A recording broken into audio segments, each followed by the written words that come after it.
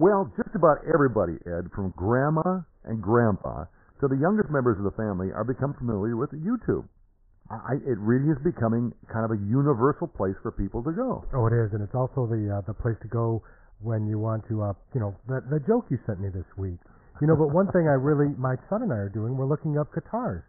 They have guitar lessons on there now. Excellent. There's all sorts of, and that is a good lead into our conversation right now, because we're going to be talking about, I think, what seems to be the first college credited class that is being taught on YouTube. And we have Alexandra Yuhas, who's a professor at Pitzer College in Claremont, California, who's with us. And Alexandra, am I right in saying that you are probably one of the first professors or colleges to give a credit class that's based entirely in YouTube?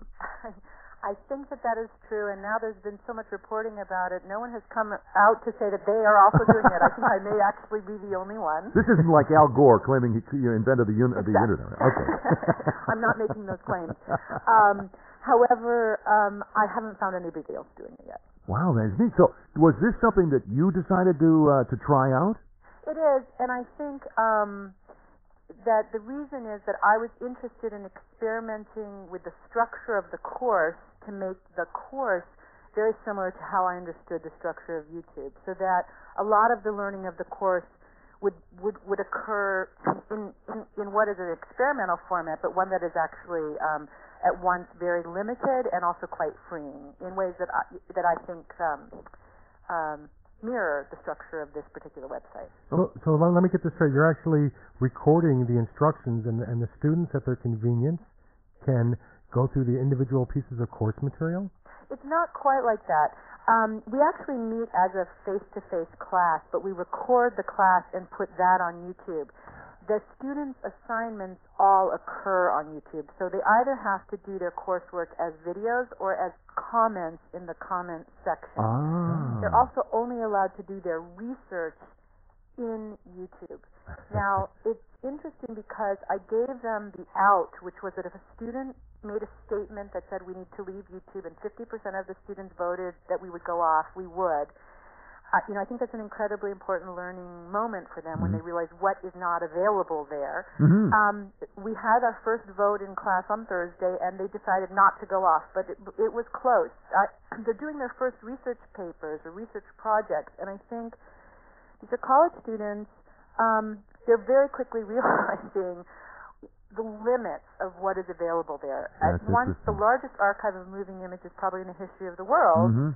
At the exact same time, they're asking very complicated and serious questions about this technology, and it's not available within the technology itself. That's brilliant. And that brings up a good point, because I remember just a year ago, my son and I were looking on there, because YouTube does create categories, and we were looking for scientific and then possibly something to complement his class last year, which was we were talking about the surface tension of water.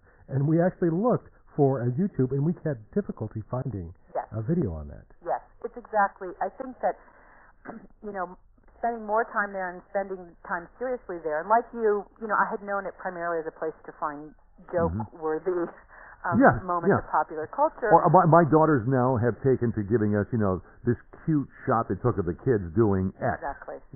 But it's not all that's there. On the other hand, we can say there are certain strengths about this site that we've never seen in human culture, and it really is this incredible archive of moving images that could hold anything. But I find that as a piece of technology, it is extremely hard to search in any meaningful way. So that if you're a college student, for instance, and you're a college student, for example. There may very well be what you need there. Whether you can find it is another question. You're right, because if you look, for instance, at what Google is doing, or just the fame that Google has, is that they have made that kind of searching possible with the internet, and it's what's brought them their economic wealth, and also the fact that they are now part of the English language. You can Google something. Yes. And that doesn't exist with YouTube yet. I just need to quickly tell our listening audience that we're speaking with Alexandra Yuhas, who is a professor at Pitzer College in Claremont, California. And her class is both on and about YouTube, which is this phenomenon where moving images, short video clips are put up, everything from funny to, and you were talking about looking for instructions on how to play a guitar. Now, Andrew, you mentioned that there are some strengths to YouTube, while there are certain limitations. What do you think some of those strengths are? Well, I think the strengths are very important, and as a professor of media studies who's been interested in uses of media primarily as a tool for self-expression, for creativity, and for political expression, I am really excited that YouTube democratically opens up this medium to people who've never had access to it, and that is both in production, but more importantly in the dissemination and archiving of material. And that's just phenomenal. And so, for instance, if you're interested in guitar, you can find images there that have never been available to you before. And that's, without question, really important and a huge cultural change in all kinds of areas.